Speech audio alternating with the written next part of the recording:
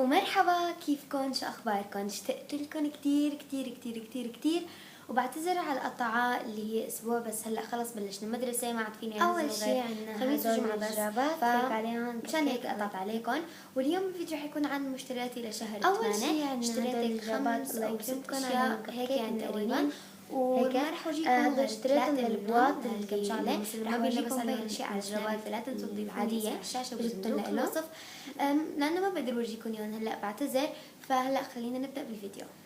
اول شي جبته هو هاي الجرابات الله يكرمكم عليهم كب كيك هيك. هدول جبتهم للشوز اللي ما بيلبس عليهم الجرابات العادية. تاني شي هن كمان جرابات هدول، بس هدول عليهم هالو كيتي كمان كتير حبيتهم.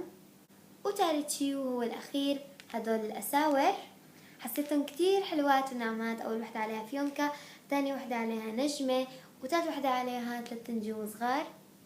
فكتير حبيتهم صراحة، كتير ناعمات وحلوات. وبس هاد كان الفيديو. انا كتير كتير كتير اسفه انه هو قصير، بس نفس ما قلت لكم ما فيني اورجيكم كل الاشياء بهاي الفتره.